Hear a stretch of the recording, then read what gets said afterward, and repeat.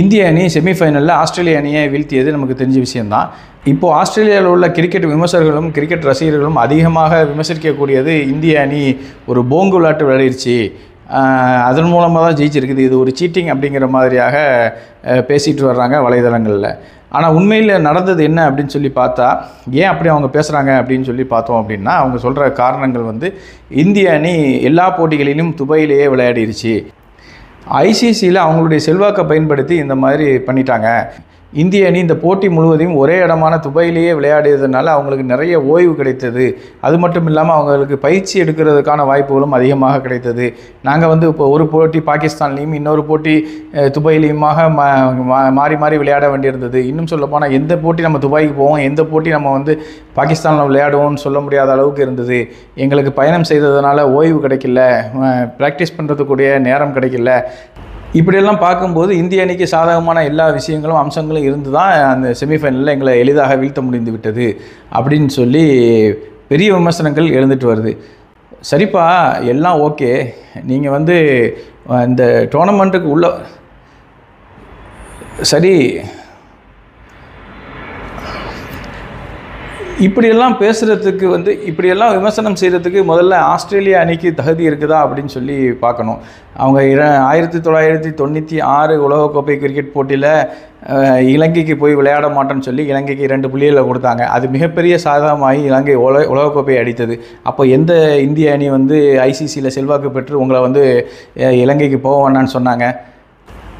அதற்கப்புறம் 2003 கென்யாவில் போய் விளையாட மாட்டேன்னு சொன்னீங்க. அந்த கென்யாவுக்கு 2 புள்ளிகள் கொடுத்து அவங்க செமிஃபைனல் வரைக்கும் வந்தாங்க. கென்யா அணி இலவசமாக கிடைத்த அந்த 2 புள்ளிகளை வைத்து அவங்க செமிஃபைனல்ஸ் வரைக்கும் அந்த செமிஃபைனல்ஸில் இந்திய அணி அவங்களோட மோதி மிக எளிதாக வென்று போச்சு. அந்த போட்டிக்கு யார் பொறுப்பு? இப்படி நீங்களாக பல முடிவுகளை எடுத்து எத்தனை தடவை உங்களுக்கு சிரமத்தை உண்டாக்கியிருக்கிறீங்க, அதுக்கு யார் பொறுப்பு?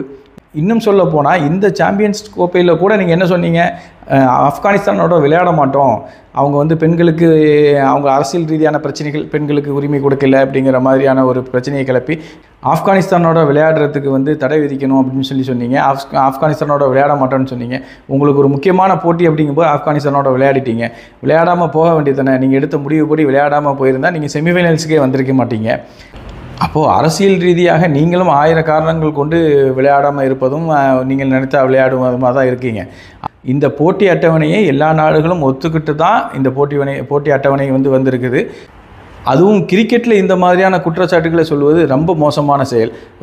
சில நேரங்களில் காலையில் பனி இருக்கும், அது பந்து வீச்சாளர்களுக்கு சாதகமாகும், பனி விலகி திரும்ப மட்டையாளர்களுக்கு சாதகமாக ஒரே நாள்லேயே அந்த பிச்சு மாறும். இல்லை எங்களை முதல்ல பந்து வீச சொல்லிட்டாங்க அதனால் நாங்கள் தோற்றுட்டோம், அல்லது எங்களை முதல்ல பேட்டிங் பண்ண சொல்லிட்டாங்க அதெல்லாம் தோற்றுட்டோன்னு சொல்ல முடியுமா? பல போட்டிகளை காசு சுண்டலே தீர்மானிச்சிருக்குது. யார் டாஸில் வின் பண்ணாவோ அவங்க தான் மேட்சை வின் பண்ணுற அளவுக்கு பல போட்டிகளில் காலநிலை, காற்று, வெப்பம், மழை இதெல்லாம் தீர்மானிச்சிருக்குது. இதெல்லாம் கிரிக்கெட்டில் இதெல்லாம் சகஜம்தான். இதை கூட உங்களுக்கு பொறுத்திக்க முடியல அப்படின்னு சொன்னால் நீங்கள் என்ன பெரிய சாம்பியன்ஸ் வீரர்கள் அப்படிங்கிறது $1 மில்லியன் கேள்வியாக தான் இருக்குது. இப்படி ஆஸ்திரேலிய ரசிகர்களுடைய விமர்சகர்களுடைய விமர்சனங்கள் சரிதானா அப்படிங்கிறத நீங்களும் கமெண்ட்டில் சொல்லுங்கள். கிரிக்கெட் பற்றிய சுவாரஸ்யமான தகவல்களுக்கு மேலும் இணைந்திருங்க நம்ம தமிழ் டைம் சேனலோட. நன்றி. நம்ம சேனலை சப்ஸ்கிரைப் பண்ணிக்கோங்க.